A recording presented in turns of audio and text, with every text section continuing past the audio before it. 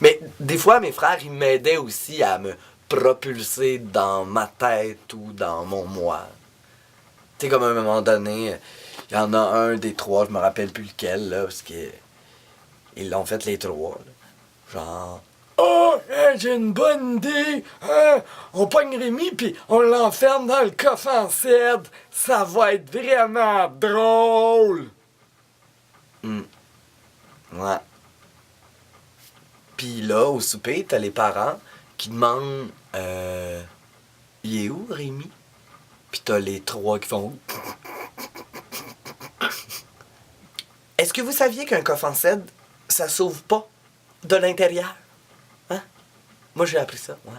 C'est là aussi que j'ai appris à pas avoir peur du noir, à respirer tranquillement par petites saccades pour économiser ton oxygène, à ne pas péter dans un milieu clos. Non, non.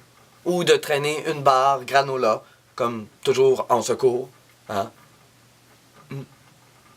Moi, je dois dire quand même un petit bravo à mes parents qui, après une couple d'heures, me retrouvaient tout le temps. T'sais. Non, mais ils se donnaient, là, pendant que les trois autres riaient en haut. Là, de mes parents. Rémi! Puis un coffre en cèdre, là, c'est étanche, hein? T'as beau crier, non, le son sort pas. En tout cas, bravo papa, maman, de m'avoir toujours retrouvé. Hey. Quoique, ma mère m'a déjà trouvé en 2 minutes. Hey, je m'en rappelle, oh que je m'en rappelle. Ouais,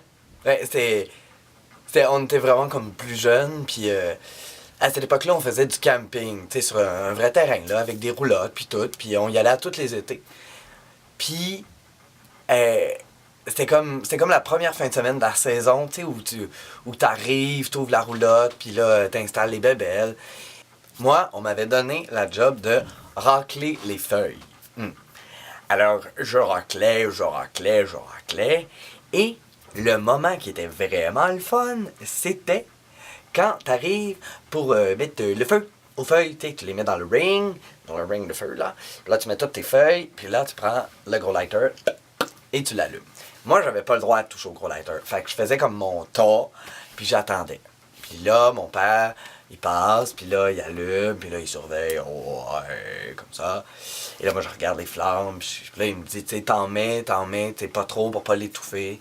Moi, ce que j'aimais, c'est les couleurs, le vert, le rouge, le orange des flammes. Fait que tu sais, j'étais vraiment genre comme, ouais. J'adore ça. Toujours plus de feuilles, ouh. Fait que, moi, j'étais préposé aux feuilles, là. Fait que là, à un moment donné, ben, il y en avait plus de feuilles, là. Il y en avait plus. Sauf qu'il restait des feuilles chez mon voisin. Et là, moi, en tant que bon petit garçon, je me suis dit, je pourrais racler chez le voisin, puis faire un autre tas, puis faire du feu dedans, puis wow. Mais en même temps que je me suis dit ça, une autre idée est née dans ma tête. C'est-à-dire que j'avais déjà entendu mon père dire que si on met le feu à un terrain, là, il peut comme, tu sais, ça brûle, puis c'est bon pour la terre, le gazon va être plus vert. Fait que là, je suis comme, ouais, c'est bon ça, ouais. Puis là, je suis comme, je vais pouvoir avoir plus de flammes, pis tout. Fait que là, j'entends que ma mère, elle regarde pas. Là, elle s'en va dire, bonjour aux autres voisines, là. Et là, je rentre dans la roulotte. Je pogne dans le 3e tiroir, l'allume. Barbecue. Je referme le tiroir. Et là, je sors sur la pointe des pieds. Fait que là, je racle un petit peu, genre juste pour faire un petit tas. Je pogne mon allume. J'allume ça. Et là, c'est beau. Il y a des flammes, il y a plein de belles flammes, il y a du rouge, ouais. Ça brûle beaucoup. C'est beau. Et là, ça s'agrandit un peu. Et là, je suis comme, il y a beaucoup de feuilles partout, là. Et là, je veux pas crier. Je veux pas faire genre, il y a le feu. Et non, c'est clair que je vais me faire donner, genre, la volée du siècle par mes parents qui m'avait dit que j'avais pas le droit de toucher au lighter. Et là, je suis comme... Alors, je saute un peu, genre... pour essayer d'éteindre le feu qui, doucement, s'en va de plus en plus.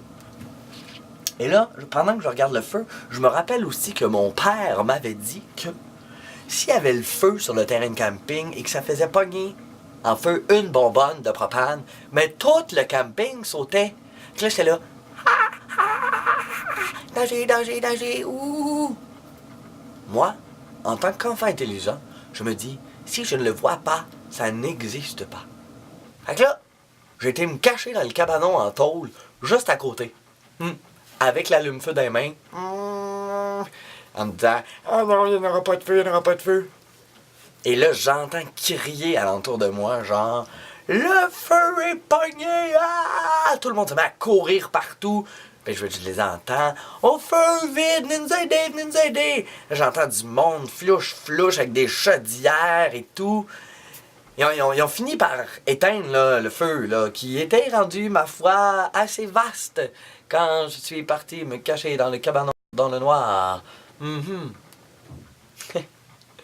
Et là, pendant que je suis dans le noir avec mon allume-feu tout seul en train de faire non, je voulais pas mal faire, j'entends ma mère crier Rémi, où est-ce que t'es?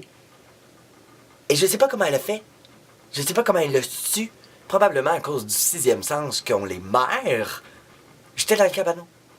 Et là, j'entends la porte du maudit mousquetaire. Du maudit. Comment on appelle ça, là? Le truc pour fermer la porte. Le moustiquaire. Le maudit moustiquaire. Claqué. Ma mère marchait d'ouvrir le cabanon en tôle.